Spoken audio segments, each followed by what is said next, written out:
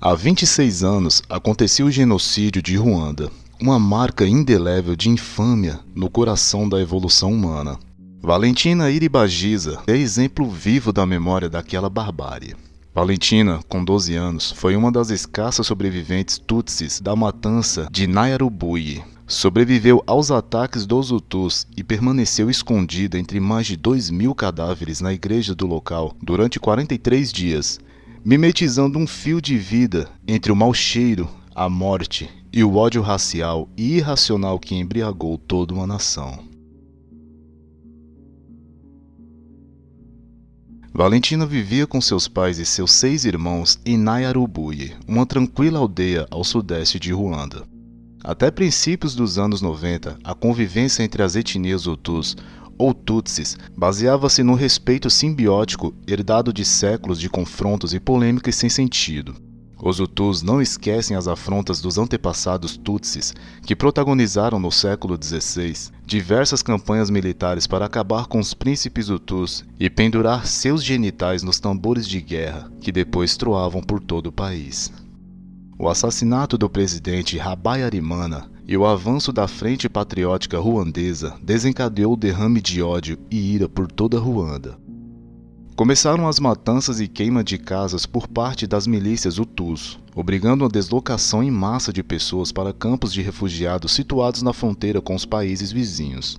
Valentina e sua família se resguardaram na igreja da aldeia, um refúgio de imunidade fictícia, junto com 2.000 Tutsis e Hutus moderados. Abre aspas. Na sexta-feira, 15 de abril, chegaram os assassinos, encabeçados pelo prefeito de minha cidade. Reconheci muitos de meus vizinhos Hutus entre os mais de 30 homens que rodeavam a igreja. Levavam facas e facões. Primeiro pediram que entregássemos nosso dinheiro, dizendo que aqueles que pagassem se livrariam da morte. Mas após pegar o dinheiro, mataram todos. Começaram então a jogar granadas. Vi um homem explodindo pelos ares, em pedaços. Diziam que éramos serpentes e que para matar as serpentes tinham que cortar a cabeça. Fecha aspas. Valentina Iribagiza. Naquela tarde de 15 de abril de 1994, começou a carnificina. À noite, os assassinos foram embora, mas voltaram no dia seguinte, e no seguinte, e no seguinte, com mais refugiados e os facões entre os dentes. Mais de 10.000 pessoas morreram na pequena aldeia. 2.000 corpos jaziam na igreja. Valentina, seguindo o instinto maternal, escondeu-se entre aqueles cadáveres, junto à sua mãe, e fingiu estar morta. Antes disso, tinha recebido muitos golpes, uma machadada na cabeça e 4 dedos da mão direita quebrados. O sangue e a calma eram o melhor de seus disfarces e foi o que lhe salvou a vida. 4 dias ela ficou quase sem se mover, segurando a respiração ao menor movimento. Sempre agasalhada pelos corpos de sua própria família e bebendo a suja água da chuva que gotejava pelas feridas da própria igreja. Presa ao pânico, seus escassos movimentos eram calculados no compasso do silêncio do inimigo. Abre aspas.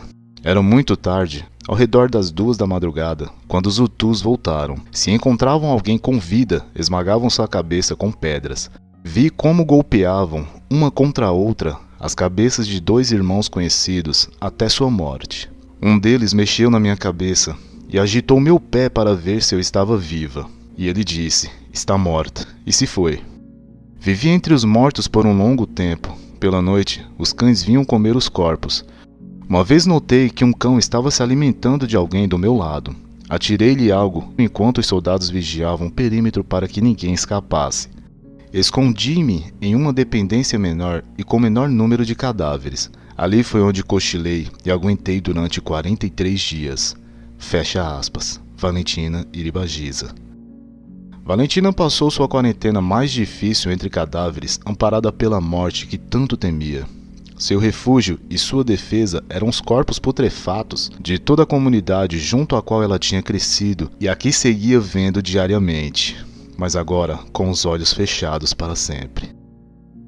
Seu corpo, maltratado a golpes e com bastante feridas, ela mal podia se arrastar, Estava se decompondo em vida, infestando-se de larvas, piolhos e toda a ferrugem que precede a morte. Com muita dignidade e consciência, esperava o espreito da mais temida das passagens.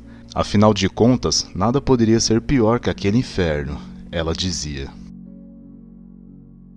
Na manhã do 43º dia, um soldado entrou na igreja e topou, em um descuido, com a Valentina viva, mas ela estava semiconsciente e abatida.